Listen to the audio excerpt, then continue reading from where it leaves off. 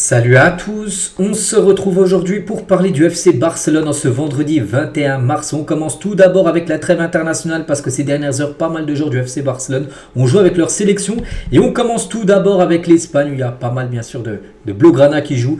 On sait qu'il y a Lamine Yamal, il y a Pedri, il y a Dani Olmo, il y a Ferran Torres, tous ces joueurs. Bon, ils n'ont pas tous joué hier mais quelques-uns ont joué. Donc score final déjà 2-2 contre les Pays-Bas de Frenkie de Jong où il a pu jouer.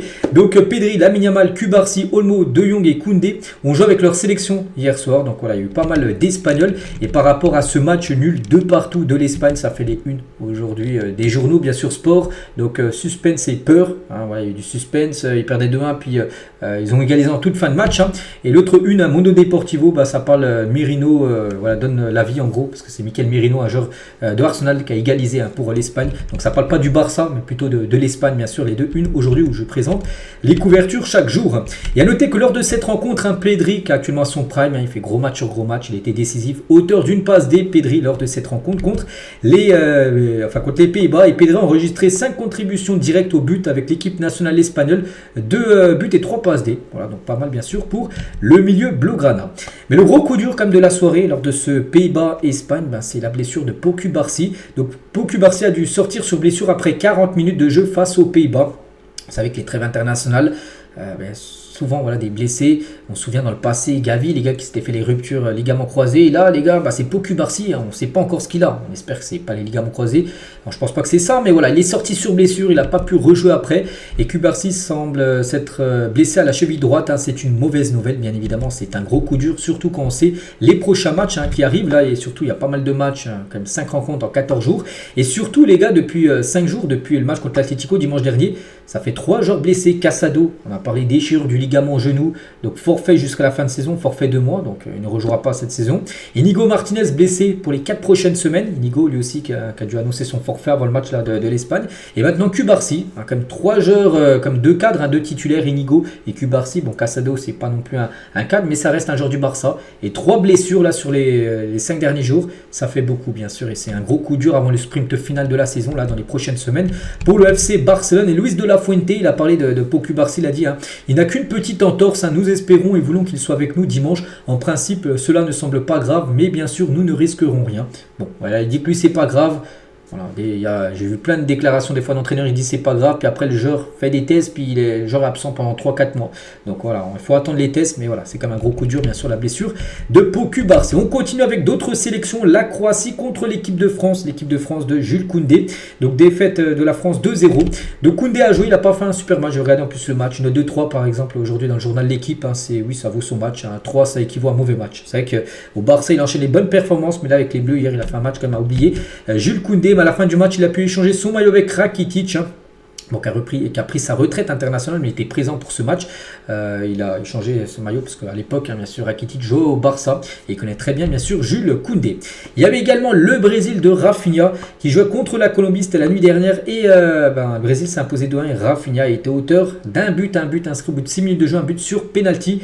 Et Vini Junior, donc joueur du Real Madrid, mais Vini Junior a inscrit le deuxième but du match, mais sur une passe D de Rafinha. Donc Rafinha, buteur et passeur D, donc gros match bien sûr de la part de Rafinha. Donc Rafinha qui marque pour le Brésil contre la Colombie après seulement 5 minutes de jeu. À noter que Luis Diaz, côté colombien, joueur que le Barça suit depuis longtemps, a été buteur côté Colombie. Donc belle performance, une note de 8.10 sur 10 par rapport à son match. Il n'a pas été élu homme du match, c'était plutôt Vini Junior qui était élu homme du match. Voilà, grosse performance comme d'habitude, buteur et passeur D lors d'une rencontre. Rafinha. On continue les gars, on va parler cette fois-ci de ça. L'horaire est bien confirmé. Hier, je vous avais dit que la fédération espagnole allait donner son verdict pour savoir si le match contre Osasuna, prévu pour l'instant le jeudi 27 mars, il était maintenu ou non, vu que le Barça fait appel, Osasuna fait appel. C'est confirmé, c'est officiel à 100%, la Liga ne changera pas l'horaire. Donc voilà, ce Barça-Osasuna se jouera bien jeudi prochain, dans 6 jours, à 21h. Voilà, donc le Barça aurait voulu que ça joue une autre date, non, ça a été refusé. Donc voilà, le juge a rejeté l'appel du Barça et aussi d'Osasuna. Osasuna fait aussi appel. Donc le Barça peut toujours faire encore appel au Conseil supérieur des sports concernant la date du match d'Osasuna, mais ne le feront pas. Voilà, le Barça, du coup, ils ne feront plus d'appel. Ils ont essayé de faire une fois, c'était refusé. Du coup, voilà, c'est sûr, le Barça jouera ce match. Le club ne voulait pas se laisser distraire et entrer dans de nouvelles batailles juridiques, a accepté à contre-cœur de tenir le match le jeudi prochain, le jeudi 27 mars prochain. Et pourquoi Pourquoi c'est un problème? Parce que la veille, par exemple, il y a un joueur, Rafinha, il joue le 26. Le 26 mars, il y a un Brésil-Argentine, il va jouer Rafinha. Parce qu'il aurait pris jaune hier, Rafinha, il aurait été suspendu pour le prochain match, donc il aurait pu jouer avec le Barça, mais il n'a pas pris de jaune. Voilà, il a joué son match. Et du coup, il va jouer avec le Brésil, mais il ne pourra pas jouer avec le Brésil le 26 et jouer le 27 avec le Barça, le temps de revenir du Brésil jusqu'en Europe à Barcelone avec le décalage horaire. Non, c'est pas possible. Donc du coup, il n'y aura pas Rafinha pour ce match. C'est quand même un coup dur de te priver de ton meilleur joueur cette saison. Et du coup, le match d'Osasuna contre Bilbao, parce qu'eux aussi, ils avaient fait appel Osasuna, parce qu'ils devaient jouer le 28. Donc il y a le match le 27 le jeudi. Eux, ils avaient un match qui était programmé le 28 contre Bilbao. Du coup, il est reporté au 30 mars, un peu comme le Barça qui jouera contre Girona le 30 mars. Donc voilà, concernant bien sûr cette date, c'est fixe. Et du coup, le match contre Osasuna que Brent Zaragoza manquera le match de Barcelone en raison d'une blessure. Voilà, ce joueur, les gars, ne sera pas présent contre le Barça jeudi prochain. Et l'Uruguay pourrait reposer Araujo pour le match de mardi contre la Bolivie. Donc là, Araujo va jouer la nuit prochaine avec l'Uruguay contre l'Argentine, c'est un gros match. Et mardi prochain, il y aura un Uruguay-Bolivie. Et ça se peut que Araujo ne joue pas. Et ça, ce serait plutôt une bonne nouvelle. C'est-à-dire comme ça, il pourrait jouer et revenir plus tôt. Et venir jouer à ce Barça-Osasuna le jeudi. Il manquerait seulement, on peut dire, Rafinha pour la rencontre. Donc l'Uruguay n'exclut pas de libérer Araujo plus tôt pour qu'il joue contre Osasuna. Mais le Brésilien ne le fera pas avec Rafinha.